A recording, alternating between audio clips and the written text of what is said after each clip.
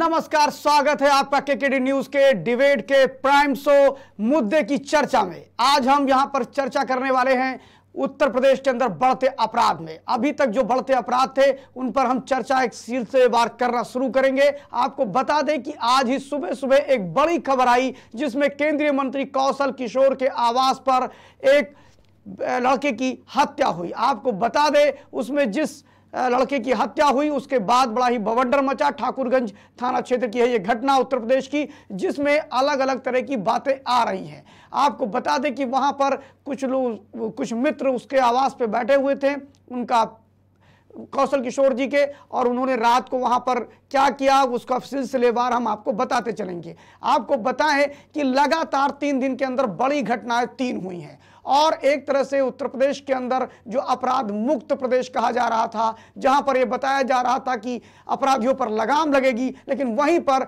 सिलसिलेवार घटनाओं ने योगी सरकार के कानून व्यवस्था पर कई प्रश्न चिन्ह खड़े किए हैं। आपको बता दें कि मोनू चौधरी 30 अगस्त को उसके ऊपर हमला हुआ और 95 नंबर चैम्बर में अंदर घुस करके मोनू चौधरी पर हमला किया गया। और इतना दुस्साहस अपराधियों का कि वो कचहरी परिसर में, गाजियाबाद के सदर तहसील की कचहरी परिसर में घुस करके मोनू चौधरी और मोनू की हत्या करते हैं। इसके बाद अगर हम बात करें तो 30 तारीख की एक और घटना हुई जिसमें लखनऊ के शहर में एक कोचिंग पढ़ने वाली छात्रा जाती है, उसका कुछ सहोदरों द्वारा उसके दुपट्टे को छीना जाता है। उसके बाद में जब उसका विरोध करती है तो उसको चाकुओं से मार दिया जाता है। आपसे बताएं कि उसके बाद कौशल किशोर, आपको बता दें कौशल किशोर प्रदेश में केंद्र में मंत्री हैं, शहरी विकास राज्य मंत्री के रूप में काम कर रहे हैं। और कौशल किशोर जी के परिवार से ये इस प्रकार की दूसरी घटना नजर आई है, या कहे तीसरी घटना।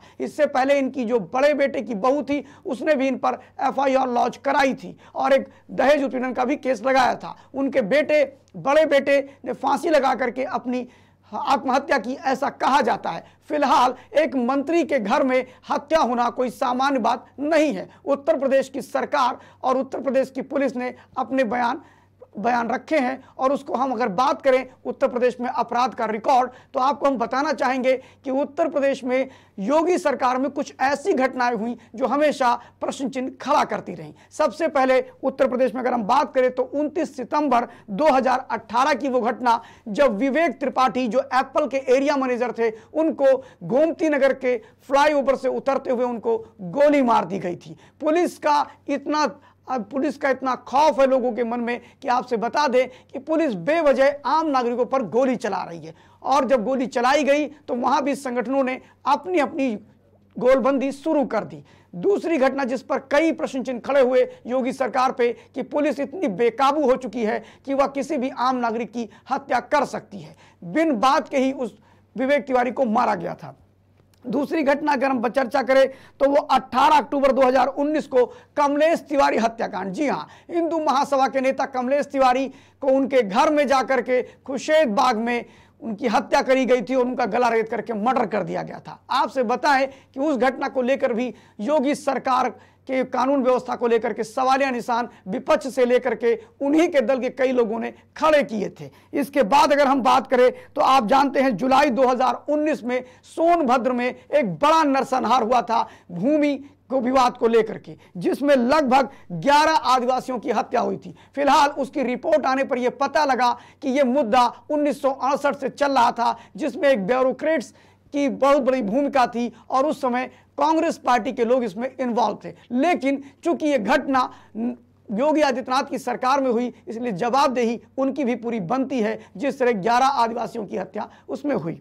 इसके बाद अगर हम बात करते हैं तो आपने विकास दुबे हत्याकांड सुना होगा। 2022 से पहले एक बड़ी घटना हुई थी और विकास दुबे हत्याकांड में 2 तरह से बातें हो रही थी। एक तरफ जहां विकास दुबे ने पुलिस कर्मियों पर गोली चलाई और भीभत्स रूप से मिश्रा वहां के CO सिटी थे, उनकी हत्या की गई थी। उसके बाद चर्चा थी कि इस पुलिस पर सवालिया निशान उठे ही उठे, लेकिन उससे ज्यादा सरकार पर उठे कि एक अपराधी ने वहां पर पुलिस वालों की किस प्रकार निर्मम हत्या करी। लेकिन उसके बाद जिस तरह विकास दुबे की गाड़ी पलटी, वहां भी सरकार पे प्रश्न चिन्ह खड़े हो गए। आपको बताएं यह सिलसिला वहीं नहीं रुका, ऐसे कई घटनाएं आए दिन आती रहती हैं जिस पर लोग बात करते हैं।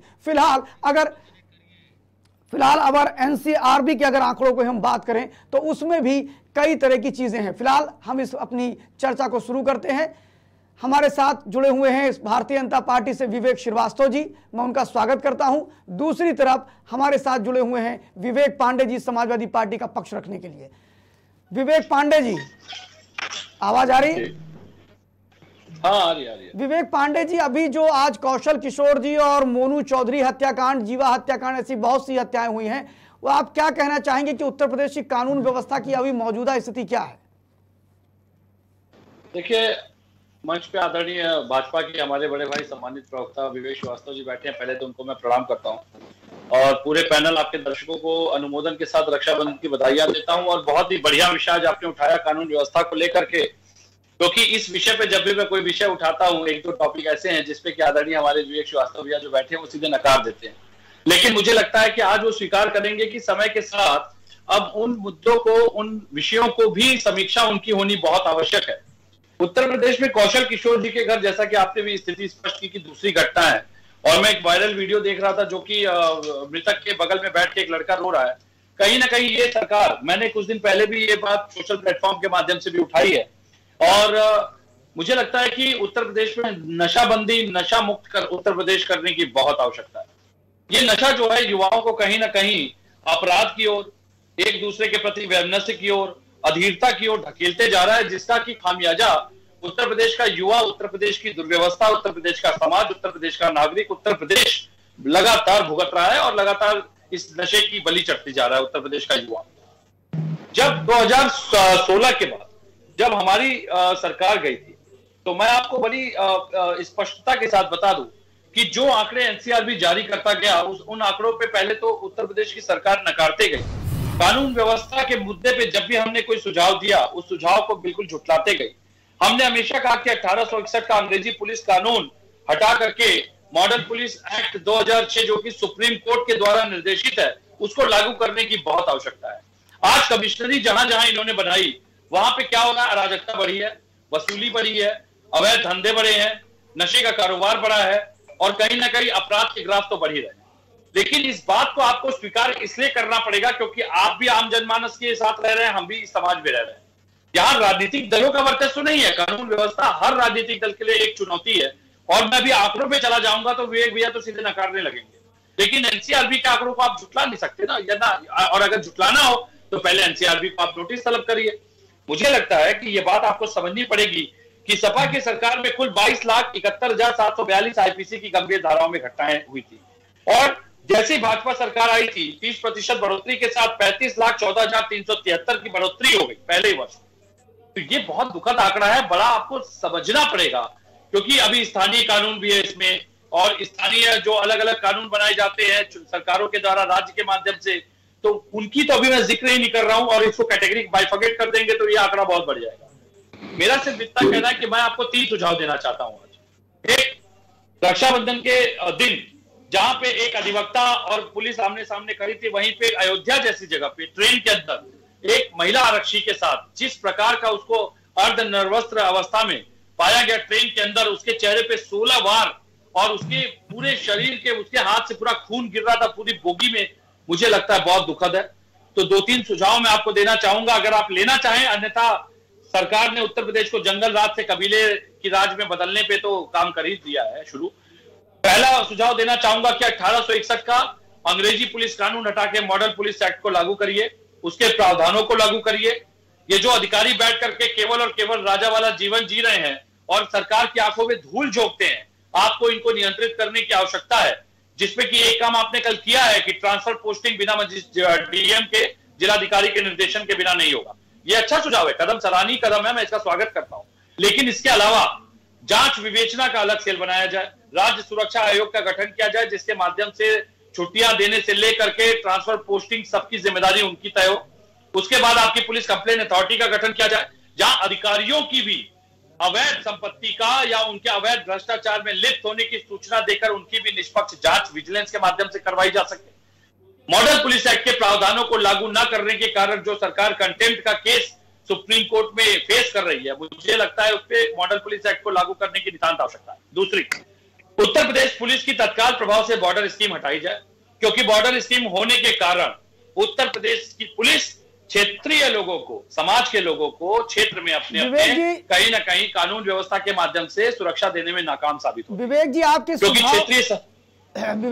सुझाव बहुत ही अच्छे हैं, और आपके इस सुझाव को लेकर के अभी जैसे कि केंद्र सरकार ने अभी जो 3 आईपीसी, सीआरपीसी और जो साक्ष्य अधिनियम है उसमें जो परिवर्तन करने की बात करी है, लगभग जो बातें आप कह रहे हैं वही केंद्र में मोदी सरकार कर भी है। लेकिन दूसरी बात मैं बताना चाहूंगा विवेक जी, मैं बताना जी जी जी अंतर है। आप बात पूरी कर लीजिए, मैं स्पष्ट कर दूंगा। मैं 10 सेकंड। तो मेरा ये कहना है कि सबसे अच्छी चीज ये रही कि आपने सुझाव अच्छे दिए, और उन सुझाव पर सरकार ऑलरेडी ये कह रही है कि 1861 का जो कानून है, साथ में 1860 का जो कानून है और 1888, इन तीनों में परिवर्तन करने की बात कर रही है। और शायद ये सुझाव अगर आप उसकी वेबसाइट पर जाके देंगे तो समाज का और भला होगा। लेकिन वहीं पर इसके साथ साथ मैं जाना चाहूंगा विवेक श्रीवास्तव जी के पास। और विवेक जी, जिस प्रकार विवेक पांडे जी ने आप पे आरोप लगाया है, ये आरोप मिथ्या नहीं है। पहली चीज आपको बताना चाहूंगा विवेक श्रीवास्तव जी, एनसीआरबी के आंकड़ों में उत्तर प्रदेश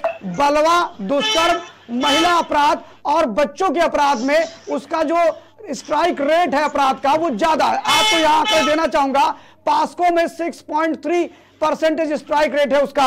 वहीं पर अगर हम बात डकैती की दुष्कर्म की करेंगे तो 2.6% और बलवे की करेंगे तो 2.3%। लेकिन वहीं पर अगर डकैती और लूट की बात करते हैं तो वहां उसका ग्राफ यूपी में बहुत गिरा है, जो 2021-22 के जो आंकड़े हैं। वहीं पर अगर हम बात करते हैं, लेकिन महिला अपराध का बढ़ना और बच्चों के साथ अपराध की जो घटनाएं हैं, ये तो एक सवालिया निशान खड़ा करते ही है भारतीय जनता पार्टी योगी आदित्यनाथ की सरकार पे। इस पे आप क्या कहना चाहेंगे विवेक जी, विवेक श्रीवास्तव जी? देखिए शिव कुमार जी, जिन जिन आंकड़ों की आप बात कर रहे हैं, जब उन आंकड़ों को आप तफसील से पढ़ेंगे तो अपराध के सारे आंकड़ों में आपको उत्तर प्रदेश में भारतीय जनता पार्टी के नेतृत्व वाली सरकार में गिरावट दिखाई देगी। संगठित अपराध, लूट, हत्या, महिलाओं के प्रति अपराध, बच्चों के प्रति अपराध, सब में आंकड़ों में आपको गिरावट दिखाई देगी। और सरकार द्वारा विवेक पांडे जी बता रहे हैं कि आप क्या जंगल राज हो चुका है। विवेक पांडे जी कबीला राज, जंगल राज से भी आगे निकल गए, कबीला राज है। कल अयोध्या में जो महिला पुलिसकर्मी के साथ घटना और उसका जो वीडियो आया, उसको देखने के बाद लगता नहीं कि अब उत्तर प्रदेश में कानून व्यवस्था बची है। विवेक जी की आंखों में समाजवादी पार्टी का चश्मा है, वो जिस चश्मे से देख रहे हैं उनको दिखाई देता है। मैं एनसीआरबी के आंकड़ों की बात कर रहा हूँ, जिन आंकड़ों के बिना पे आपने चर्चा की शुरुआत की है, उन्हीं आंकड़ों की बात कर रहा हूँ। दीजिए आंकड़े, दीजिए कैटेगरी वाइज दीजिए आंकड़े, दीजिए भैया। जो भी एनसीआरबी के आंकड़े हैं, उन आंकड़ों को जब आप पढ़ेंगे तो आपको सारे अपराधों में उत्तर प्रदेश में कमी दर्ज दिखाई देगी। चाहे वो नकदजनी हो, चाहे डकैती हो, चाहे लूट हो, चाहे पॉक्सो और children and from sexual offences हो। अरे विवेक जी, तो आप आंकड़े को मानने को तैयार नहीं है। विवेक श्रीवास्तव जी, पांडे जी आपके आंकड़े को मानने को तैयार नहीं हो तो कह रहे जंगल राज है। देखिए, उनके कहने से या उनके सर्टिफिकेट देने से सर्टिफिकेट नहीं चस्पा हो जाता जी। देश लोकतंत्र में जनता जनार्दन होती है और जनता को खूब मालूम है समाजवादी पार्टी की सरकारों में क्या होता था, भारतीय जनता पार्टी की सरकार में कार्रवाई कितनी त्वरित गति से होती जी। अगर किसी ने भाजपा के शासन में अपराध किया है, बख्शा नहीं जाता। देखिए, रंजिशन हत्याएं किसी कार्यकाल में बंद नहीं होती, सरकार की इच्छा शक्ति उस पर होने वाली कार्रवाई में दिखती है। हमारी सरकार में जो अपराध करेगा वो जेल जाएगा, उसे कोई बचा नहीं सकता, चाहे राजा हो, चाहे रंग हो, चाहे हमारा हो, चाहे पराया हो। कहना चाहते हैं पांडे जी, बताइए पांडे जी। मैं बड़ी जिम्मेदारी के साथ, मुझे लगता है विवेक श्रीवास्तव भैया ने कल अयोध्या मनकापुर के पास जो घटना ट्रेन में घटी है उसके बारे में इनको पता नहीं है या वीडियो इन्होंने देखा नहीं होगा, और अगर इनके संज्ञान में है तो इस घटना को देखने के बाद जिस उत्तर प्रदेश पुलिस का दायित्व सुरक्षा देने का है, जब उसकी महिला सिपाही ही सुरक्षित नहीं है, अर्धनग्न अवस्था का मतलब, शायद आप मेरा इशारा समझ न पाए, वीडियो वायरल है, मैं उसको बार बार चर्चा का विषय नहीं बनाना चाहता, लेकिन अगर एक महिला पुलिसकर्मी के साथ ट्रेन के अंदर, चलती ट्रेन के अंदर इस तरह का व्यवहार और घटना कारित की गई है, तो मुझे लगता है कि अब राजनीतिक चश्मे से भाजपा के देखने वाले उत्तर प्रदेश को राम राज्य ही समझेंगे। तो ऐसा राम राज्य आपको मुबारक हो। वो वीडियो अगर आपके पास हो तो आप चलवा दीजिए, वरना मैं भेज देता हूं। आप चला करके एक बार इनको दिखाइए और पूछिए कि इस वीडियो के देखने के बाद उत्तर प्रदेश की कौन सी महिला, कौन सी बच्ची, श्रीवास्तव जी, हाँ श्रीवास्तव जी कुछ कह रहे हैं। श्रीवास्तव जी बताइए, श्रीवास्तव जी ये तो आपको, श्रीवास्तव जी आपको तो बहुत बड़ा टारगेट ले रहे हैं पांडे जी। देखिए, किसी एक घटना से आप इतने बड़े प्रदेश के कानून व्यवस्था का मूल्यांकन नहीं कर सकते। सरकार का मूल्यांकन उस घटना पे होने वाली कार्रवाई से होता है। जिन लोगों ने उस घटना को अंजाम दिया उस पर कार्रवाई होगी और हो रही है। कोई बचता नहीं भाजपा के शासन में। अपराधी अगर अपराध करेगा तो उत्तर प्रदेश में बचेगा नहीं। सरकार की मंशा, सरकार की इच्छा शक्ति इस कार्रवाई में दिखती है। अपराध किसी भी कार्यकाल में समाप्त नहीं होते। रंजिशन हत्याएं कभी बंद नहीं होती। घटनाएं, दुर्घटनाएं होती है, उस पर कार्रवाई होती है। और जिस तरह से उत्तर प्रदेश में दोष सिद्ध का आंकड़ा बढ़ा है, लोगों को आरोप दर्ज होने के बाद अगर सजा हो रही है। श्रीवास्तव जी एक बात बताइए, श्रीवास्तव जी, अखिलेश यादव जी ने सदन के अंदर विधानसभा में योगी आदित्यनाथ जी से कहा कि आप लोगों पे कार्रवाई कर रहे हैं और उन्हें कार्रवाई करने के लिए कहा कि आप अनावश्यक लोगों को परेशान कर रहे हैं। तो क्या बात सही है कि आप अनावश्यक परेशान कर रहे हैं? जो एनकाउंटर ठोक को लेकर के बात हो रही है, किस पे? जो एनकाउंटर को लेकर के और अपराधियों पे कार्रवाई को लेकर के जिस प्रकार अखिलेश यादव ने बात करी कि आप मुख्तार अंसारी को परेशान कर रहे हैं, उधर आपने क्या नाम है, आपके क्या नाम है, अतीक अहमद और इन सबको लेकर के जो चर्चा करी अखिलेश यादव ने, तो उसको आप कैसे देखते हैं? देखिए, उत्तर प्रदेश में राजनीति के अपराधीकरण के लिए जी मुलायम सिंह जी को जिम्मेदार माना जाता है जी। तो ऐसे अपराधियों के बारे में अखिलेश यादव जी की चिंता वाजिब है। उन्हें चिंता होनी चाहिए। सब उनके पार्टी के कभी कभी सदस्य रहे हैं, उनके परिवार के नजदीकी रहे हैं। ऐसे अपराधियों के लिए उनका चिंता होना लाजमी है। भारतीय जनता पार्टी ऐसे अपराधियों के दमन में विश्वास। विवेक जी, विवेक पांडे जी, श्रीवास्तव जी तो सीधे अब मुलायम सिंह यादव जी पे बड़ा आरोप लगा रहे हैं कि वो अपराधी को संरक्षण देते थे और अपराध का, राजनीति का अपराधीकरण मुलायम सिंह यादव जी ने किया है। ये एक बड़ी बात है। और वैसे भी इस प्रकार के जुमले भारतीय जनता पार्टी और कई लोग आपके खिलाफ लगाते रहे हैं। चंबल से डकैतों का सफाया करने वाली सरकार भाजपा थी क्या? चंबल में जहां आतंक पसरता था कभी, वहां से डकैतों का सफाया करने वाले चंबल में जो ददुआ था वो तो आपका सांसद था। चंबल में जो डकैत था ददुआ आपका सांसद था। मेरी बात आ जाए, रुक जाइए मेरी बात आ जाए। और अगर मुलायम सिंह जी ने अपराधियों को शह दिया तो आपको ये मानना पड़ेगा कि आज भाजपा में जितने अपराधी हैं मौजूदा, सब मुलायम जी की देन से। अरे भाई 2019 की एडीआर की रिपोर्ट बताती है। पांडे जी, आपके यहाँ फूलन देवी भी सांसद रही हैं। पांडे जी, फूलन देवी भी आपकी सांसद नहीं है समाजवादी पार्टी से। फूलन देवी, देखिए फूलन देवी जी का प्रकरण एक अपवाद, एक तरह से विवेक श्रीवास्तव जी की बातों में एकदम तो कुछ दिखाई पड़ता है। महिला, हाँ बिल्कुल आपकी बात जायज है। बलात्कारियों को पोषित करने वाली भाजपा फूलन देवी की आलोचना करेगी। बिल्किस बानो के मामले में भी आलोचना कर रही है। बिल्किस बानो को न्याय दिलाने की आवाज उठाने वालों पे।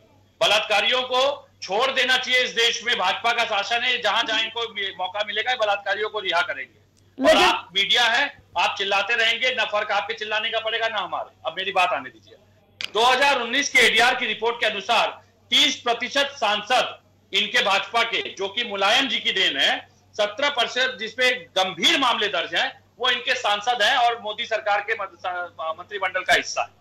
लोकसभा में 542 में 189 सांसद आरोपी हैं गंभीर मामलों में, मोदी सरकार का हिस्सा है। क्योंकि मोदी सरकार तो जीरो टॉलरेंस पे काम कर रही है ना, वो सब मुलायम सिंह जी की देन है। 114 लोगों पे संगीन मामले दर्ज है, लेकिन वो संसद में बैठते हैं और मोदी सरकार ने आके मूंद रखी है। अब आज आपके सामने एक सच उजागर करता हूं जो भाजपा कभी आपको नहीं बताएगी। जब सुप्रीम कोर्ट में एक याचिका पड़ी कि दागी सांसदों और नेताओं पे आजीवन प्रतिबंध लगाया जाए चुनाव लड़ने को लेकर के, तो मोदी सरकार ने हलफनामा दायर किया था कि वो इसके पक्ष में नहीं है। तो भाई आपराधिक प्रवृत्ति के लोगों को राजनीति में रखने की पक्षधर है मोदी सरकार, क्योंकि हलफनामा सुप्रीम कोर्ट में उसने दायर किया इसको रोकने के लिए। तो आरोप आप मुलायम सिंह जी पे मत लगाइए। विवेक श्रीवास्तव जी आप जवाब दीजिए। विवेक पांडे जी आप पे बड़े आरोप लगा रहे हैं और इस आरोप का जवाब आपको देना पड़ेगा कि भारतीय जनता पार्टी की सरकार उत्तर प्रदेश में है, योगी आदित्यनाथ जी ऐसे दबंग मुख्यमंत्री यहां पर हैं और लोग कहते हैं कि आदित्यनाथ जी की सरकार में गुंडे माफिया छुपे बैठे हैं, भागे फिरे हैं। फिलहाल इसमें कोई दो राय नहीं कि 168 एनकाउंटर किया और वो बड़े एनकाउंटर थे जिसमें 168 अपराधियों के एनकाउंटर किए गए, लेकिन इस एनकाउंटर के बाद भी अपराध क्यों नहीं रुक रहा है विवेक जी? और जिस प्रकार विवेक जी ने आपके सामने प्रश्न खड़े किए हैं उसका भी उत्तर दीजिए, अपराध क्यों नहीं रुक रहा उत्तर प्रदेश के अंदर? देखिए शिव कुमार जी, मैंने पहले ही कहा कि रंजिशन हत्याएं किसी भी कालखंड में बंद नहीं होती।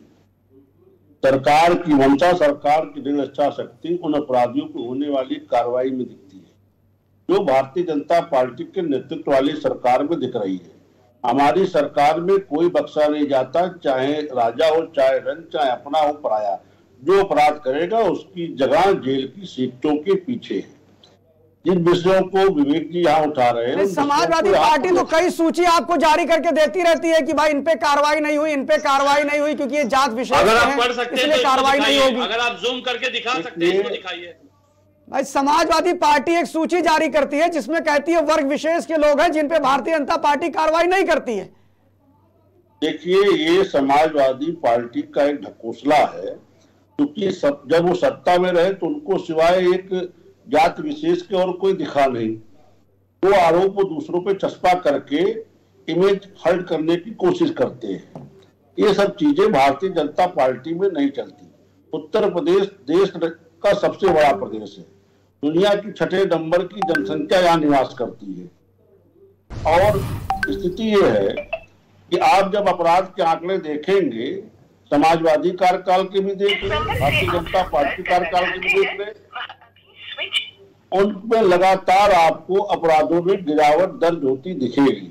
ये हम नहीं, एनसीआरबी के आंकड़े कह रहे हैं, जिन एनसीआरबी के आंकड़ों को लेकर के विवेक जी ने बात छीनी। विषय यह है कि जो घटना घटी है उस पर जांच होने दीजिए, कार्रवाई होगी। यहाँ कोई बख्शा नहीं जाता।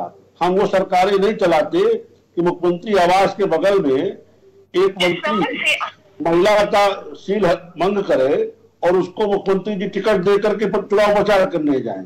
यहाँ अगर कोई अपराध करेगा तो जेल जाएगा।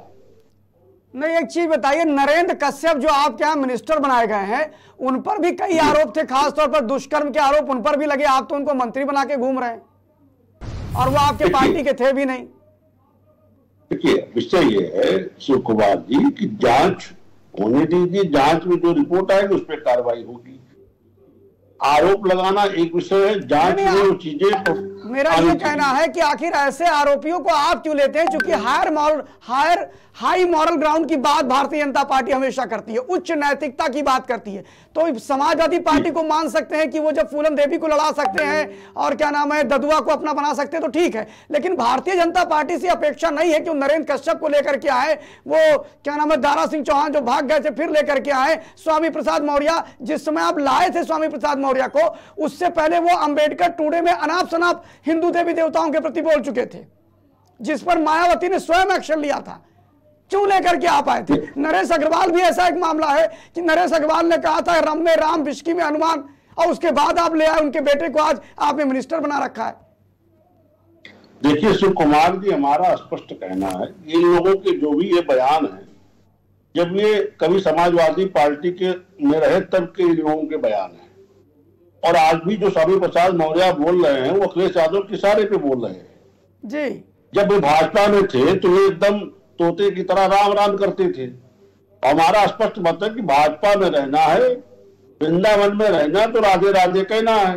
यहाँ जो रहेगा भारतीय जनता पार्टी के नीति सिद्धांतों के तहत उसका चलना होगा, नहीं चलेगा तो उसको बाहर का रास्ता दिखाने में भाजपा चंद मिनटों की देर नहीं करती। पांडे जी अग्रवाल का जब का बयान है वो समाजवादी पार्टी के सांसद थे। पांडे जी देखिए, विवेक श्रीवास्तव जी ने बड़ी बात करी है और उन्होंने कहा है कि जब उनकी पार्टी में कोई ऐसा नेता आता है तो वो मर्यादा में रह के रहता है, और जब समाजवादी पार्टी में जाता है तो वो जो चाहता है वो बोलता है। और उनका तो सीधा इशारा आपके मुखिया अखिलेश यादव पर उन्होंने प्रहार किया है कि उनके इशारे से स्वामी प्रसाद मौर्य रामचरितमानस पर टिप्पणी करते हैं और कहते हैं हिंदू कोई धर्म ही नहीं है। भाई ये तो सवाल इनके ऊपर बिल्कुल उठेगा कि भाई इन्होंने कहा मर्यादा की बात, नरेश अग्रवाल का नाम लिया इन्होंने। नरेश अग्रवाल के बेटे को आबकारी मंत्री जब इन्होंने बना दिया था तो नहीं, आप इस बात का जवाब दीजिए कि क्या अखिलेश यादव के इशारे पे ही बोल रहे हैं स्वामी प्रसाद मौर्य, क्योंकि 5 साल 17 से लेकर 22 तक। मैं उसी का जवाब दे रहा हूँ जी, मैं उसी का जवाब दे रहा हूँ। अरे दुनिया की बात करें, इस प्रश्न का उत्तर नहीं देंगे आप। शब्द भी मेरे मुंह भी मेरा ही होगा, जवाब ले लीजिए आप। उस प्रश्न का उत्तर नहीं जी जी जवाब दीजिए पांडे जी, जवाब दीजिए। नरेश अग्रवाल का नाम लेंगे और लोगों के नाम लेंगे। उनके सुपुत्र ने पासी समुदाय के मंदिर में शराब बंटवा दी थी, ये तो आपका ये उस पे चर्चा नहीं करेंगे। अब जवाब ले लीजिए भाई, स्वामी प्रसाद मौर्य पे चर्चा नहीं करेंगे, ले लीजिए, जवाब लीजिए। हाँ बोलिए पांडे जी बोलिए। बिल्कुल, स्वामी प्रसाद मौर्य ने एक वक्तव्य दिया, सुन लीजिए। स्वामी प्रसाद के मौर्य के दिए वक्तव्य का खंडन तुरंत आदरणीय डिम्पल यादव जी ने सामने आके कर दिया जब उन्होंने ट्वीट कर दिया उनकी बातों को पलटते हुए। लेकिन मैं ये सवाल उठाऊंगा, जब आरएसएस के नेता ने कहा कि सारे धर्म ग्रंथों की समीक्षा होनी चाहिए, उस दिन विवेक श्रीवास्तव और अन्य प्रवक्ता कहां चले गए थे? तब तो भाजपा के किसी एक नेता के मुंह से आवाज नहीं निकली। स्वामी प्रसाद मौर्य ने एक शब्द को लेकर भाई आप तो बोल सकते थे, आरएसएस के लोग चुप हो सकते हैं, सपा वाले क्यों नहीं बोल रहे? सुन लीजिए भाई, सपा वाले क्यों नहीं बोल सकते भाई? उनको तो बोलना चाहिए। आपके नेता विवेक जी आप तो बोलते हैं आरएसएस के नेता चुप हो गए, भाजपा के नेता चुप हो गए। उस दिन आपने आलोचना नहीं करी, आप भी बोल दीजिए आरएसएस के नेता के विरुद्ध। हमने तो स्वामी प्रसाद की खूब आलोचना कर दी, चलिए विरोध कर दिया। आप जरा बोल दीजिए, आपकी भी तो बात सुन ले, क्या आप आरएसएस की आलोचना करते हैं कि नहीं? चलिए देख लिया जाए, बोलिए कि वो गलत कह रहे थे, धर्म ग्रंथों की समीक्षा की बात हो रही थी, बोलिए भाई। प्रश्न के उत्तर में प्रश्न उत्तर नहीं है, आप लीजिए, हो गया ना बैकफुट, यही सत्य है। हम बैकफुट पे नहीं है, कम से कम लोकतंत्र। अच्छा विवेक जी स्वामी प्रसाद विवेक जी गया, लेकिन भाजपा में एक नेता ऐसा नहीं है जो आरएसएस का विरोध करने की हिम्मत भी दिखा सके, क्योंकि राजनीतिक भविष्य समाप्त कर दिया जाता है। पांडे जी विवेक पांडे जी मेरा सिर्फ इतना कहना है कि आज के समय में लॉ एंड ऑर्डर को लेकर के जितना आक्रामक समाजवादी पार्टी को होना चाहिए उतनी आक्रामक नहीं दिखती है। और जहां तक रही बात एनसीआरबी के आंकड़ों की, तो एनसीआरबी का जो आंकड़ा आया है उसमें आपके आरोप लगभग सटीक बैठते हैं, लेकिन कुछ मामलों में योगी सरकार को एनसीआरबी के आंकड़े से राहत मिली है। उसमें एक तो यह है कि अगर हम 2017 से देखें अपराध का आंकड़ा, तो वो अभी भी 17, यानी कि अखिलेश यादव की सरकार का आंकड़ा अभी भी नहीं छू पाए हैं ये लोग, मतलब अपराध कम है अखिलेश यादव से। दूसरी चीज मैं कहना चाहूंगा कि दंगों के मामलों को लेकर के एनसीआरबी कहती है कि उत्तर प्रदेश दंगा मुक्त हो गया है, लेकिन उसके बावजूद ये अपराध हो रहे हैं और समाजवादी पार्टी कोई एक्शन प्लान नहीं कर रही है, बड़े आंदोलन नहीं कर रही है। क्यों नहीं कर रही है? ये छोटी घटना नहीं थी, चाहे वो मोनू चौधरी की घटना हो, चाहे वो कौशल किशोर के बेटे की घटना हो उनके घर पे, ये समाजवादी पार्टी की बयानबाजी करती रहेगी। बताइए, आप कौशल किशोर जी के घर पे नशे को लेकर के आपस में किस तरीके की घटना हुई, क्या विवाद हुआ, ये तो स्पष्ट हो गया कि वहां शराब पी रहे थे लोग बैठ के, और सीसीटीवी में 6 लोग जाते हुए पहले दिखे, और उसके बाद जिस कमरे में हत्या हुई उसी कमरे का कैमरा केवल बंद था, बाकी हर कमरे का कमरा चालू था। तो ये तो सवाल है। कौशल किशोर जी ने कहा मेरा बेटा दिल्ली में है, फ्लाइट पकड़ के आ रहा है, लखनऊ से दिल्ली मुश्किल से मुझे लगता है आगरा एक्सप्रेस पे जो समाजवादी पार्टी की देन है उसके माध्यम से आप 4 से 5 घंटे में पहुंच जाते हैं, अगर आपके पास एक्सयूवी जैसी कोई गाड़ी हो। तो मुझे लगता है दिल्ली जा करके वापस दिखाने के लिए जनता को, मीडिया को, फ्लाइट पकड़ के वापस आना, ये एक राजनीतिक स्वांग मात्र है, इसके अलावा कुछ नहीं है। इसकी जांच होने दीजिए, अधिकारियों की भी बोलती बंद है, क्योंकि मामला एक केंद्रीय मंत्री का है। अब इनके आपराधिक प्रवृत्ति के नेता टेनी जैसे लोग जब इनकी पार्टी में हैं, जो कि अपराध को पोसते हैं, तो मुझे लगता है आप आलोचना और सवाल आप स्वर्गीय मुलायम सिंह जी समाजवादी पार्टी पे नहीं उठता। दूसरी बात पे आऊंगा, आपने बहुत अच्छा सवाल किया दंगों को लेकर के। एनसीआरबी के आंकड़े, आप मीडिया है अगर आपने देखे हो, एनसीआरबी कहती है कि सांप्रदायिक दंगे और बलवे 2016 में 8016 थे, 17 में बढ़ के 8900, 18 में 8908, 19 में 5714, 2020 में 6126, और सांप्रदायिक दंगों की अगर दंगों की बात की जाए तो 336 2021 में, और 2022 का डेटा भी मेरे पास नहीं है। नेशनल आंकड़े हैं विवेक जी, मैं भी लेकर के डाटा बैठा हुआ हूं। वो नेशनल आंकड़े हैं, जो स्ट्राइक रेट बलवे के जा रहा है वो 2.3 जा रहा है, और उसमें सांप्रदायिक आंकड़े एक भी नहीं दिए गए उत्तर प्रदेश को लेकर के। और जो बलवे का दिया गया उसका स्ट्राइक रेट 2.3 है, और पूरे देश भर में अगर उसकी स्थिति देखें तो 17वां स्थान है बलवे में उत्तर प्रदेश का। बात तो सही है ना, सारे दंगाई सदन में है, सारे दंगाई तो बलवे और सांप्रदायिक घटना में अंतर है, जिसमें सबसे अधिक सांप्रदायिक दंगा बिहार में दिखाया गया है, उसके बाद झारखंड में दिखाया गया है, और फिर उसके बाद में इन्हीं की शासित राज्य हरियाणा में दिखाया गया है, भाजपा शासित राज्य हरियाणा में बताया गया। पहला बिहार होगा। जब तक भाजपा सरकार में थी बिहार में नहीं था। ये आंकड़े अचानक से बूस्ट कर गए ना, और उसके बाद कहां पे आए? छत्तीसगढ़ पे। और सबसे बड़ी बात सुन लीजिए, बहुत अच्छी बात आपने कर दी यार, तो दंगे और बलवे की बात। भाई प्रभाकर चौधरी को क्यों हटाया गया था, जरा इसका जवाब भैया से लेना चाहूंगा। एक अगर अधिकारी ईमानदारी से अपना काम कर रहा था तो उसका ट्रांसफर क्यों कर दिया गया? अभी तक मुझे लगता है उत्तर प्रदेश में सबसे ज्यादा ट्रांसफर होने वाले अधिकारी हैं प्रभाकर चौधरी। तो मैं मीडिया के माध्यम से सवाल पूछूंगा कि एक अधिकारी ने अगर अपने ईमानदार कर्तव्य परायणता का उस दिन उदाहरण दिया तो आपने उसको ट्रांसफर क्यों कर दिया तुरंत? आपको तो उसको इनाम देना चाहिए था। दूसरी बात, उसको पनिशमेंट पोस्टिंग दे दिया आपने, कहां बिठा दिया आपने ला करके, वो भी देख लीजिए। और एक बात बता दीजिएगा, हापुड़ में जो हुआ उसमें लाठीचार्ज का आदेश किसने दिया था? विवेक श्रीवास्तव भैया से पूछूंगा मैं। निहत्थे अधिवक्ताओं पे लाठीचार्ज किसने करवाई? और वहां पे आपका सीओ सिसोदिया क्या कर रहा था? मैं अधिवक्ताओं का इलाज करने आया हूं। तो जरा बताइए, अगर अधिवक्ताओं ने अगर कलम खोल दी सुप्रीम कोर्ट के सामने आपके पुराने आपराधिक मुकदमों को पुनः फाइलों की विवेचना करने के लिए, तो किसका इलाज होगा? अरे विवेक, मुझे बताइएगा, विवेक जी के इतिहास को भूल गए हैं? विवेक पांडे जी, आपने बड़े तगड़े प्रश्न किए हैं विवेक श्रीवास्तव जी से, लेकिन मैं कुछ चीजें ध्यान दिला करके विवेक श्रीवास्तव से कहूंगा ये जवाब दे। विवेक पांडे जी, आपको ध्यान होगा दुर्गा शक्ति नागपाल जो कि आपके गाजियाबाद में पोस्टेड थी, उनका भी ट्रांसफर किया गया था। क्यों किया गया था इसमें नहीं जाते हैं। और एक अमिताभ करके आईपीएस हुआ करते थे, जो मुलायम सिंह यादव जी को बोला था, उनको भी इसी तरह किया गया था। तो वो अभी एक तो ये सरकारें ये सब करती रहती है। देखिए, आईएएस पीसीएस का ट्रांसफर और ब्यूरोक्रेट का ट्रांसफर ये हर सरकारें अपने अनुकूल करती हैं, चाहे वो सपा की सरकार हो चाहे वो भाजपा की सरकार हो। तो दुर्गा शक्ति नागपाल भी एक बड़ा नाम था, अमिताभ जो थे वो भी एक बड़ा नाम थे, और उन्होंने डायरेक्टली मुलायम सिंह यादव पे आरोप लगाया था कि मुझे धमकी दे रहे हैं। तो इस तरह के मामले आते रहते हैं। लेकिन विवेक श्रीवास्तव जी, विवेक पांडे जी के बड़े ही तथ्यात्मक प्रश्न आपसे हैं, इसका जवाब आपको देना पड़ेगा। विवेक श्रीवास्तव जी, देखिए शिव कुमार जी, इन्होंने जो आंकड़े पढ़े वो नेशनल आंकड़े पढ़ दिए, इसे उत्तर प्रदेश में थी। मैं उत्तर प्रदेश की दे रहा हूं, नेशनल आंकड़े नहीं, मैं आपको स्क्रीनशॉट भेज रहा हूं। समाजवादी पार्टी को आरोप लगाने कितनी जल्दी रहती तो आपने खुद पकड़ लिया। मैं आपको स्क्रीनशॉट भेज रहा हूं। अब ये अधिकारियों के ट्रांसफर पे चर्चा चाहते हैं। ये राज्य सरकार का विशेषाधिकार किस कर्मचारी को कहां रखे? व्यक्तिगत चर्चा के लिए दंगे रोकने पे क्यों रखा? यही तो सवाल है। प्रभाकर चौधरी के पिताजी के वक्तव्य आप भूल गए। उन्होंने दंगे रुकवा दिए, कांवड़ियों पे लाठियां चलवा दी, तो आपने उनका ट्रांसफर कर दिया और दंगे हो जाते तब। अरे कांवड़ियों पे लाठियां चलाओ तो ट्रांसफर होगा, इसको कौन सी बड़ी बात है?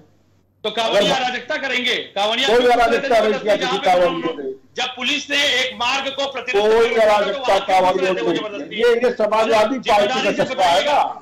ये समाजवादी पार्टी के चस्पे से प्रदेश नहीं चल रहा है। बताइए, लॉ एंड ऑर्डर की डिसीजन कौन लेगा? एसपी लेगा ना। ये समाजवादी पार्टी के चस्पे से प्रदेश कहा कि यहाँ से यात्रा नहीं निकलेगी, आपने उनको क्यों? आप या तो सुनना चाहिए, सुन लीजिए, आप बोलते रहिए।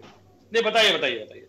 शिव कुमार जी, उत्तर प्रदेश में भारतीय जनता पार्टी गठबंधन का शासन है, योगी आदित्यनाथ जी के नेतृत्व में चल रहा है। उत्तर प्रदेश में अब वो समय नहीं रहा कि आप वहां भक्तों पे गोलियां चलवा ले, कांवड़ियों पे लाठियां चलवा ले, उनका डीजे बंद करवा ले। वो दिन देखने के लिए हम लोगों ने योगी आदित्यनाथ जी को दोबारा मुख्यमंत्री नहीं बनाया है। जो ऐसे हरकतें अधिकारी करेगा उसकी तो पनिशमेंट पोस्टिंग तय है, वो चाहे कप्तान हो चाहे डीएम हो। दिमाग आपने अपना सबको साफ कर लेना चाहिए। ये शासन कांवड़ियों पे लाठियां चलवाने के लिए नहीं बना, कार सेवकों पे गोली चलवाने के लिए नहीं बना। ये वर्षों की तपस्या के बाद अगर हमने आज योगी आदित्यनाथ जी को ऐतिहासिक रूप से दोबारा मुख्यमंत्री बनाया है तो उसके पीछे हमारे लोगों के खून पसीने हैं। और ये दिन देखने के लिए नहीं बनाया गया कि हमारे ऊपर लाठी चले। तो जो ये करेगा उसको दंड मिलना तय है। लेकिन और ये सुन लीजिए, ये चैनल अधिकारियों और कर्मचारियों की पोस्टिंग तय करने के लिए डिबेट नहीं कर रहा, ये पॉलिसी मैटर का डिबेट है। श्रीवास्तव जी, लेकिन ये बताइए कहां तक जायज है कि गोलू चौधरी के चैम्बर में घुस के उसको गोली मार दी जाए, जो वकील था, और लखनऊ की जो तहसील थी उसके अंदर घुस करके राजीव जीवा हत्याकांड हुआ था, ये सब कहां तक जायज है? आप बताइए।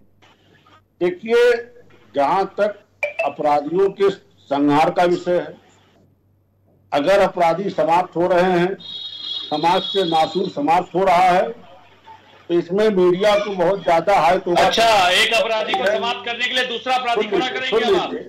कानून अपना काम कर रहा है कि जो लोग आज बैठ करके अतीक अहमद के लिए आंसू बहाते हैं, 44-45 वर्षों का उसका साम्राज्य था। कौन लोग आंसू कौन बहा रहा? श्रीवास्तव जी आंसू कौन बहा रहा उनके लिए? समाजवादी पार्टी के मुखिया बहाते हैं, कोई नहीं बहाता। सुन लीजिए जी। 11 करोड़ तो नंदी ने लिया था, 5 करोड़ तो नंदी ने लिए थे सुविधा शुल्क। आप देने गए थे क्या? पार्टी कहां से आ गई? आपने तो जांच, आप देने गए थे क्या? नंदी की तो जांच आप पहुंचाने गए थे, हिम्मत नहीं हुई, औकात आप पहुंचाने गए थे तो चाहिए लेते हैं नंदी से। आरोप लगे थे, आप अगर पहुंचाने गए तो चाहिए मांग लाइए, कौन रोक रहा आपको? कितनी थी बताइए भाई? आप अगर पहुंचाने गए तो चाहिए मांग लाइए, कितना ऊपर कौन रोक रहा है आपको? 5 करोड़।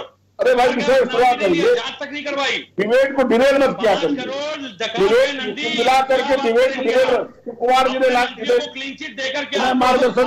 पांडे जी जरा विवेक श्रीवास्तव जी की बात पूरी हो जाने दीजिए, उसके बाद पूरा समय आपको दिया जाएगा। क्यों बोल रहे हैं? ये बोलिए ना 5 करोड़ नंदी के कनेक्शन। पांडे जी पूरा समय आपको दिया जाएगा, पहले श्रीवास्तव जी की बात पूरी हो जाए, चूंकि दोनों लोग विवेक है इसलिए मैं सरनेम से ही बुलाऊंगा। श्रीवास्तव जी और पांडे जी से समझिए आप लोग।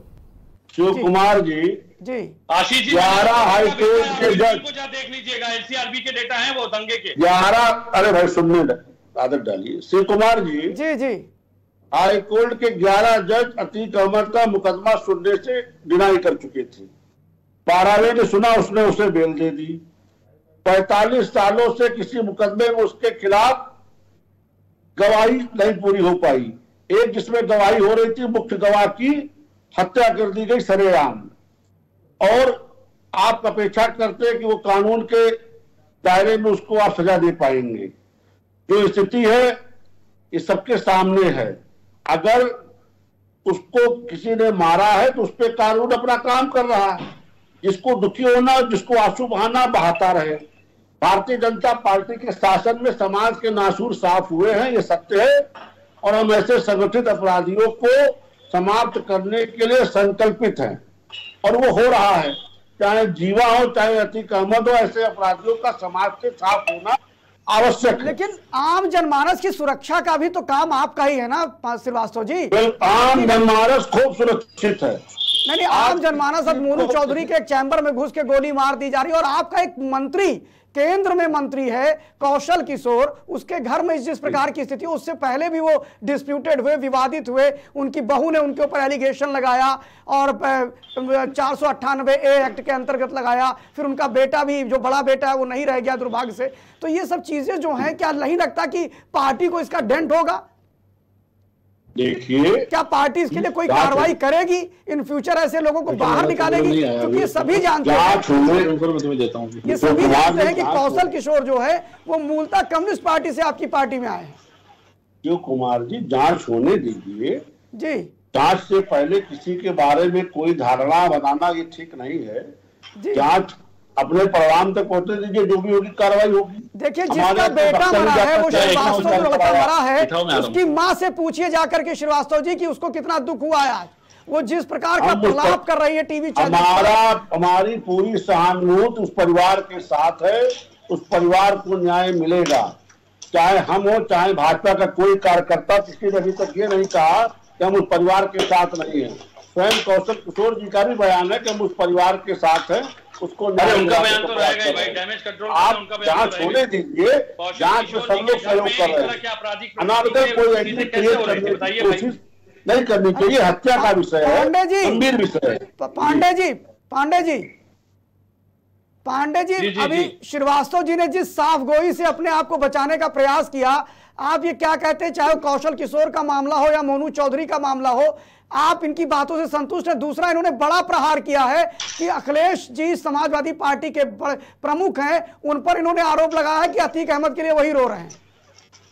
भाई 5 करोड़ नंदी डकार गए, उनके ऊपर तो जांच तक नहीं कर रहे। भाई आप पहुंचाने गए क्या? होते तो अपने मंत्री पे आरोप लगते, उसकी जांच करवाते, लेकिन आप करवा लीजिए, कौन रोक रहा है आपको? न उसकी इंक्वायरी करवाई।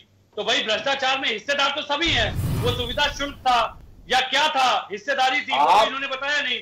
और सबसे बड़ी बात है, जिस तरीके से उसकी हत्या की गई, भाई अपराधी को मारने के लिए अपराधी पैदा किया जा रहा है। इन्होंने स्वतः स्वीकार किया ना, एक अपराधी को मार दिया जाए तो जनमानस सुरक्षित होगा भाई। लेकिन ये भूल गए कि जब जीवा की हत्या कोर्ट में हुई तो गोली दाएं बाएं चल रही थी, एक वकील के कंधे में गोली लगी, वो गोली किसी को सीधे पॉइंट ब्लैंक भी लग सकती थी। लेकिन राजनीतिक लक्ष्यों के लिए भाजपा लाशों की राजनीति करती है, इनका इतिहास है। और योगी जी का इतिहास देख लीजिए ना, अगर योगी जी इतने पाक साफ हैं तो अखिलेश यादव जी की तरीके से उनके ऊपर इतने मुकदमे क्यों है भाई? अखिलेश यादव जी पे तो कोई मुकदमा नहीं है, लेकिन योगी जी ने तो अपने मुकदमे वापस लिए, अपने सांसदों अपने विधायकों के मुकदमे वापस लिए। मैं ये सवाल पूछ रहा हूं, आज हापुड़ में जो हुआ कानून व्यवस्था के मसले पे, क्या योगी जी की सरकार को उत्तम सरकार मानेंगे आप? दो संस्थाओं को लड़वा करके अपने राजनीतिक लक्ष्यों को हासिल करना, यह भाजपा की शुरू से राजनीति है, डिवाइड एंड रूल। भाई मैं तो सवाल उठा रहा हूं, आज इतनी बड़ी घटना प्रदेश में घट रही है, योगी सरकार ने अब तक क्या कदम उठाए? एक एसआईटी गठित कर दी, भ्रष्ट अधिकारियों की एसआईटी जांच करेगी, उसमें न जज है, न बार का कोई पदाधिकारी है, न अधिवक्ताओं की तरफ से कोई उनका रिप्रेजेंटेशन देने वाला है, और 3 अधिकारियों को इन्होंने बिठा दिया। क्या बताएंगे ये? इनके 7 आईपीएस की ट्रांसफर पोस्टिंग भ्रष्टाचार का उजागर एक आईपीएस ने किया था, उस आईपीएस को किस तरह इन्होंने भ्रष्टाचार के दायरे में फंसाने का काम किया वो तो दुनिया ने देखा। मीडिया में क्या कौन सी बात छुपी हुई है? हाथरस कांड में 3 आईपीएस 2 आईएएस की संस्तुति सीबीआई ने की थी कार्रवाई करने की, सबको प्रमोशन दे दिया गया। ये बात करेंगे। योगी सरकार के साथ सबसे बड़ी समस्या है, ये एक अपाहिज बैसाखी की तरह टीम 9 टीम 11 पे डिपेंड है, जो टीम 9 है। प्रशासन के ऊपर कार्रवाई नहीं कर सकते क्योंकि प्रशासन इनकी विदाई तय कर देगा। इतने भ्रष्टाचार की पुलिंदे इनके प्रशासनिक अधिकारियों के पास है कि इनकी कब विदाई हो जाएगी वो तो सीएजी ने उजागर कर दिया। अभी मोदी सरकार का भी देखिए सत्य सीएजी ने उजागर किया, कैसे अयोध्या से लेके कई विभागों में भ्रष्टाचार पनप रहा है, कैसे सड़कें देखिए करोड़ों की जगह 100 करोड़ के ऊपर चली जा रही है। भाई सीएजी की रिपोर्ट को तो गलत नहीं मानेंगे ना कि उसको भी झुठला देंगे अभी। तो मुझे लगता है समय आने दीजिए, सत्ता परिवर्तन होगी, ये सब जेल जाएंगे आधे से ज्यादा जितने बैठ करके इस समय बड़ी बड़ी बातें कर रहे हैं। हाँ, विवेक श्रीवास्तव भैया जैसे जमीनी नेता हैं जिनकी कोई सुनवाई नहीं, ये अगर सत्य कहें तो भी योगी सरकार नहीं सुनती है। सबसे बड़ी समस्या है, इनके जैसे नेता अगर सिस्टम में होंगे तो भाई योगी सरकार मनमानी नहीं कर पाएगी। इसीलिए देखिए पश्चिमी इलाहाबाद में पहली बार भाजपा की सीट विवेक श्रीवास्तव जी के नेतृत्व में निकली, आज विवेक श्रीवास्तव जी का कद घटा दिया गया क्योंकि भाई बंसल जैसे नेता जो बैठे हैं जो केवल वसूली करना चाहते हैं, वो तो विवेक श्रीवास्तव जी जैसे लोगों को सिस्टम के बाहर देखना चाहते हैं ना, क्योंकि अराजकता पैदा करनी है। पांडे जी मेरा एक प्रश्न है, पांडे जी मेरा एक प्रश्न है आपसे कि 2017 से लेके 2022 के बीच में बड़े अवसर मिले और जितनी बातें आप कह रहे हैं इतनी सारी बातें थी, जहां पर आप अगर बात करें उन्नाव की तो एक बड़ी घटना थी, उसके बाद में एक दुष्कर्म पीड़िता को जलाया गया वो बड़ी घटना थी, हाथरस का कांड था वो बड़ी घटना थी। लेकिन जितनी बातें अभी आपने बताई कि एसआईटी बनी सब बनी, जनमानस में क्या आप लोग वो बात पहुंचा नहीं पाए? सरकार तो कभी नहीं चाहेगी लेकिन आप भी नहीं पहुंचा पाए और उसके बाद भारतीय जनता पार्टी पूर्ण बहुमत से आ गई। यहां पर अब जितनी बातें आपने रखी वो क्या अखिलेश यादव इसमें फेल हुए? जवाब ले लीजिए जी। बहुत बढ़िया सवाल आपने किया है। जनमानस तक सवाल, जनमानस तक बातें, जनमानस तक मुद्दे, जनमानस तक विषय सब पहुंचता है और तभी आज अधिवक्ता जो है वो पीछे हटने के लिए तैयार नहीं है। सबसे बड़ी बात आपको समझनी ये पड़ेगी कि 15 साल सत्ता से भाजपा भी बाहर रही, तो ऐसा तो था नहीं कि भाजपा प्रयास नहीं कर रही थी। जीत हार मैटर नहीं करता। देखिए हम एक राजनीतिक दल है, हम सत्ता में रहे चाहे सत्ता के विरोध में रहे, हमारा सबसे बड़ा लक्ष्य होता है कि जनता के मुद्दों को मरने नहीं देना है और लोकतंत्र की जीविका विभीषिका को बचाए रखना है। किसी एक पर लाठीचार्ज करना भी 1861 का समर्थन है, मतलब अंग्रेजी पुलिस कानून का समर्थन है जो कि भारत का विरोधी रहा है, और मॉडल पुलिस एक्ट लागू न करना भी भारत का विरोध है। तो कौन देशद्रोही है, कौन भ्रष्टाचारी है, कौन इस देश का विरोध करता है, वो तो जग जाहिर है। हम मांग करते हैं कि आप मॉडल पुलिस एक्ट 2006 लागू करिए, सुप्रीम कोर्ट का निर्देशित। आप 1861 के साथ खड़े हैं लाठीचार्ज करवाने, तो कौन देशद्रोही है भाई? देशद्रोही तो सत्ता हुई ना भाजपा की। विवेक जी ये काम प्रदेश सरकार नहीं कर सकती है। पुलिस एक्ट विवेक जी जो बात आप कर रहे हैं वो काम प्रदेश सरकार नहीं कर सकती, वो तो चेंज जो होगा वो सेंट्रल गवर्नमेंट ही करेगी। नहीं आप समझ नहीं पाए। फिर हाँ। सुप्रीम कोर्ट ने राज्यों को निर्देशित किया था, ये राज्य सरकार का काम है। कानून व्यवस्था के मसले को लागू करना, उस पर कानून बनाना राज्य सरकार के हाथ में अधिकार है इसका, और राज्य सरकार नहीं चाहती क्योंकि राजनीतिक लक्ष्यों के लिए पुलिस ने लाठीचार्ज करवानी है, हर चुनाव में लाठीचार्ज करवानी है। सीआरपीसी में परिवर्तन राज्य सरकार करेगी, आईपीसी में परिवर्तन राज्य सरकार करेगी, आप बताइए। स्टेट पुलिस जो मुझे बताइए, अगर ऐसी स्थिति होती तो केंद्र में मोदी सरकार क्यों ये ड्राफ्ट लेकर के आती जो अभी मानसून सत्र में लेकर के आई है? क्या बातें विवेक जी कर रहे हैं आप पांडे जी? ये क्यों भ्रम फैला रहे हैं? ये भ्रम क्यों फैला रहे हैं? सेंट्रल गवर्नमेंट आईपीसी और सीआरपीसी में परिवर्तन करेगी, एविडेंस एक्ट में परिवर्तन मीडिया के शब्द मेरे मुंह में मत डालिए, पहले बात मत पहुंचाइए यहाँ से। आईपीसी सीआरपीसी का प्रावधान जो है वो केंद्रीय law commission, national law commission तय करेगा। हाँ बिल्कुल सही कहा, जो है वो राज्य का विषय है। करते इस बात पहले आप पढ़ के आइए, पुलिस राज्य का विषय है। और विवेक श्रीवास्तव भैया बैठे हैं, उनसे भी पूछ लीजिए, सत्यापन करा लीजिए, पुलिस राज्य का विषय होती है। मुझे भी पता है, अगर यूनियन टेरिटरी है, केंद्र सुरक्षा होता है, राष्ट्रीय सुरक्षा नहीं होता, समवर्ती सूची में चिकित्सा होता है, शिक्षा होता है, ये सारी चीजें मुझे पता है भाई जी। लेकिन ये जो आपने कहा परिवर्तन 1861 के एक्ट में होगा, वो करने की क्षमता जो है वो सिर्फ सेंट्रल गवर्नमेंट के पास है। देता हूं कि उत्तर प्रदेश पुलिस के लिए नियम कानून बनाना राज्य सरकार के अधीन है। ठीक, अब स्पष्ट हो गया। और जो केंद्रीय, सुन लीजिए, और जैसे यूनियन टेरिटरी है, अंडमान निकोबार है, दमन दीव है, वो केंद्र के अधीन आती है, जैसे दिल्ली है। तो इस बात पे आप कंफ्यूज मत होइए। विवेक श्रीवास्तव भैया बैठे हैं, उनसे भी स्पष्टीकरण ले लीजिए आप। नहीं, मैं कंफ्यूज नहीं हो रहा। जो आपने कहा सीआरपीसी और आईपीसी, नहीं, मैंने सीआरपीसी का नाम नहीं लिया, मैंने आईपीसी सीआरपीसी का नाम नहीं लिया, मैंने सिर्फ पुलिस की बात की, पुलिस की व्यवस्था की बात कर रहा हूं। बात कानून व्यवस्था की हो रही है, जो राज्य का विषय है। IPC CrPC national law commission ने प्रस्ताव मांगे थे, अच्छा ये बताइए 1861 के जो नियम है, और उसका कोई विरोध नहीं है, कोई विरोध नहीं है। पुलिस कार्रवाई किस आधार पे कर रही है? पुलिस कार्रवाई किस आधार पे करेगी? कानून हटाया जाए, हम तो खुद चाहते हैं भाई। नहीं, पुलिस कार्रवाई किस आधार पे करेगी, किन नियमों के आधार पे? अरे मॉडल पुलिस एक्ट पढ़िए, मॉडल पुलिस एक्ट 2006 के प्रावधान लागू करवाइए ना। नहीं है ना कुल मिलाकर के 2006 मॉडल पुलिस एक्ट। अगर सुनिए model police act Akhilesh Yadav क्यों नहीं कर पाए थे भाई? 2012 में वो आए थे, क्यों नहीं किया उन्होंने? वहां पर क्यों नहीं किया उन्होंने? वो परिवर्तन करना चाहिए था उन्हें। अखिलेश यादव जी की समाजवादी सरकार जो नहीं कर पाई, क्या ये भी नहीं करेंगे क्या? नहीं, मैं पूछ रहा हूँ, अखिलेश यादव को कर देना चाहिए था। बड़े अवसर थे, 4 बार सत्ता में आए, वो 4 बार सत्ता में आए, एक बार आके गोली चलवाई, दोबारा फिर आए, लगातार आए, उन्होंने क्यों नहीं पाया परिवर्तन? ये तो वो भाजपा की है, भाजपा ने उसकी मांग क्यों नहीं की? भाजपा ने भाजपा के प्रवक्ता बताएंगे मांग क्यों नहीं की? मेरी भाजपा प्रवक्ता श्रीवास्तव जी बताइए मांग क्यों नहीं की? श्रीवास्तव जी बताइए, पांडे जी तो लड़ाई थे उसको करने के लिए, वो अलग बात है, सत्ता में रहते हुए नहीं किया, सत्ता में रहते हुए नहीं किया। लेकिन श्रीवास्तव जी बताइए आपने क्यों नहीं डिमांड की इसे? श्रीवास्तव जी बताइए मॉडल पुलिस एक्ट का परिवर्तन क्यों नहीं कराया आपने? मॉडल पुलिस एक्ट 2006 क्यों नहीं लागू कराया? श्रीवास्तव जी बताइए। और उसको लागू करने की आवश्यकता है। मीडिया ने पहले नहीं उठाया। पांडे जी सुन लीजिए, श्रीवास्तव जी बता रहे हैं, पांडे जी सुन लीजिए, श्रीवास्तव जी बता रहे हैं, कर लीजिए कि इसकी आवश्यकता है। बदलाव तो समय समय पे होता है। श्रीवास्तव जी क्यों नहीं आपने इनसे डिमांड की? जब अखिलेश यादव जी सत्ता में थे तो इनका ये कहना है कि जब डिमांड भाजपा करेगी तो हम करेंगे, और आपने डिमांड किया नहीं। मॉडर्न पुलिस एक्ट 2006 लागू नहीं हो पाया, अब तो कर दीजिए, योगी जी आ गए हैं। और क्या, हम तो मांग कर रहे हैं, कर दीजिए, योगी जी आ गए भाई, अब तो इनकी डिमांड पूरी करिए। जब ये स्वयं सत्ता में थे तब ये मॉडर्न पुलिस एक्ट का मां बोलने को तैयार नहीं थे। आज ये मॉडर्न पुलिस एक्ट की माला फेरते रहते हैं। जहां तक वकीलों पर लाठी चार्ज का विषय है, बतौर भारतीय जनता पार्टी कार्यकर्ता मैं भी इस पक्ष में नहीं हूं कि आजाद भारत में किसी नागरिक के ऊपर लाठी चार्ज होनी चाहिए। दोनों पक्षों को ऐसी स्थिति में संयम बरतने की आवश्यकता है। अधिवक्ता बंधुओं को संयम बरतना चाहिए। सर श्रीवास्तव जी ये बताइए कि समाजवादी पार्टी के शासन में क्या कभी लाठीचार्ज नहीं हुआ? बहुत हुआ, तो गोली चलवाए हम लोग के ऊपर। ये तो गोली चलवा करके इनके दामन पे तो हम लोगों के कार सेवकों के खून की छींटे हैं। अरे तो कार सेवकों के परिवार के लिए कुछ कर दीजिए भाई, आपके पदाधिकारी पांडे जी ने कहा है कि अब तो योगी सरकार लागू करा सकती है, और विवेक पांडे जी डिमांड कर रहे हैं, तो क्या ये बात आप रख सकते हैं भाजपा के पास? उनकी मूर्तियां लगवा दीजिए, उनके परिवारों को पेंशन लागू करवा दीजिए। कम से कम कार सेवकों का नाम केवल वोट के लिए इस्तेमाल मत करिए ना, इतना तो कर दीजिए। बड़े प्रश्न, हमारी गलती आप सुधार दीजिए ना। पांडे जी ने बड़े प्रश्न आपके ऊपर दागे हैं, और इसी पे घेरेंगे 2024 में आपको। ये कातिल है, और कत्ल करने के बाद तभी गोधरा फाइल को बैन करा दिया गया था। बीबीसी की गोधरा फाइल डॉक्यूमेंट्री तभी बैन हो गई। कातिल कौन है?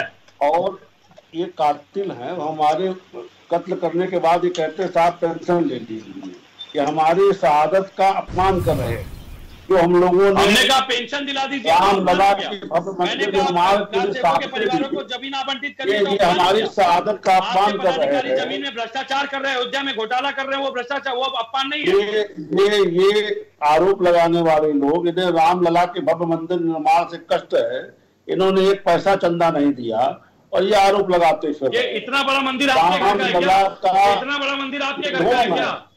क्या बात करेंगे? राम मंदिर का शिलान्यास रखा हुआ दिखा दूं आपको। काल देवी माला जप रहा था। अरे ये काल देवी टाइप के लोग हैं, ये काल देवी टाइप के लोग हैं, दिखा दूं मैं आपको। ये काल देवी टाइप के लोग हैं। भगवान हनुमान को धोखा देने के काल देवी ने सन्यासी में धारण किया था और राम जप रहा था।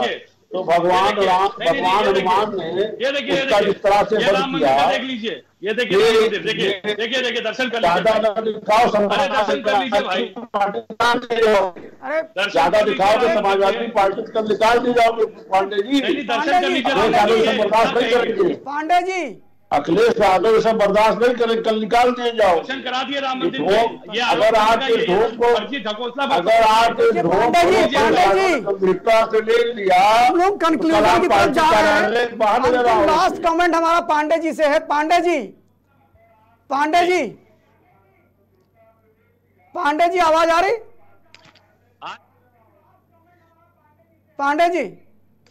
पांडे जी ये लास्ट कमेंट आपसे है कि जो लॉ एंड ऑर्डर का मुद्दा है उस पे योगी आदित्यनाथ की सरकार जो कर रही है या जो नहीं कर पा रही है, उसको लेकर के समाजवादी पार्टी क्या करने वाली है? देखिए, मैं योगी सरकार से फिर निवेदन कर रहा हूं कि उत्तर प्रदेश पुलिस की बॉर्डर स्कीम हटाते हुए मॉडल पुलिस एक्ट लागू करिए, 1861 का कानून खत्म करिए, क्योंकि ये कानून केवल और केवल अराजकता पैदा कर रहा है। अधिकारियों को अंग्रेजी मानसिकता से बाहर निकल करके समाज से जुड़ने में बाधक बन रहा है। और सबसे बड़ी बात है कि जब तक बॉर्डर स्कीम रहेगी उत्तर प्रदेश पुलिस की, ना पुलिस आम जनमानस से कनेक्ट कर पाएगी, ना आम जनमानस की समस्या समझ पाएगी, ना भौगोलिक परिस्थितियों से वाकिफ होगी और ना समय पे किसी को सुरक्षा दे पाएगी। और भाषा का विभेद तो है ही। आप पश्चिम की बोली पूर्वांचल की बोली में देख लीजिए, जमीन आसमान का अंतर है। पश्चिम का लड़का अगर प्यार से भी कहे तो ऐसा लगता है कि वो तू तड़ाक कर रहा है। तो कई बार ऐसी भी स्थिति पैदा हो जाती है असहज जैसी, जिसमें कि ये विभेद लगता है कि ये जानबूझकर मुझसे ऊंची आवाज में या अलग तरीके से अपमानित करने का काम कर रहा है। तो मुझे लगता है विवेक श्रीवास्तव जी आपका लास्ट कमेंट। विवेक श्रीवास्तव जी, अभी विवेक पांडे और आप लोगों ने जो विषय रखे हैं उसमें सिर्फ मैं इतना जानना चाहूंगा कि समाजवादी पार्टी क्या लॉ एंड ऑर्डर के मुद्दे पर आपको अब बहुत ज्यादा आप पे हमले जो कर रही है, इसको लेकर के क्या भारतीय जनता पार्टी में कोई रणनीति बनी है या भारतीय जनता पार्टी का इस पर कोई प्रभाव नहीं पड़ता है समाजवादी पार्टी के इन विषयों का? देखिए शिव कुमार जी, सूप जब चलनी इस तरह की बात करती तो हम लोगों को हंसी आती जी। अरे चलिए, सूप चलनी विषय गलत है क्या? जो विषय है गलत है ये बता दीजिए। कानून व्यवस्था के मोर्चे पे बहुत उल्लेखनीय प्रगति की है। हर अपराध के आंकड़े गिरे हैं। उत्तर प्रदेश में कानून का राज कायम हुआ है। संगठित अपराधियों को निस्तानाबूद किया गया है। नहीं, क्या समाजवादी के इस विषय का कोई प्रभाव पड़ेगा 2024 में आप पर? मुद्दा ही नहीं है शिव कुमार जी, ये केवल समाजवादी पार्टी का एक प्रोपगंडा है जिसे जनता सिरे से खारिज कर देती है। डिवाइड एंड प्रमाण आपके सामने है। चलिए, आप दोनों मेहमान हमारे साथ जुड़े, जिसके लिए हम आप दोनों का धन्यवाद करते हैं। हमारे साथ समाजवादी पार्टी के विवेक पांडे जी जुड़े रहे, मैं उनका धन्यवाद करता हूं। वहीं पर भारतीय जनता पार्टी से विवेक श्रीवास्तव जी, दोनों लोगों का मैं बहुत बहुत स्वागत करता हूं। मुद्दे की चर्चा यहीं पर खत्म होती है। कल हम मिलेंगे फिर किसी नए विषय के साथ। देखते रहिए केकेडी न्यूज, खबरों का सिलसिला जारी है। धन्यवाद।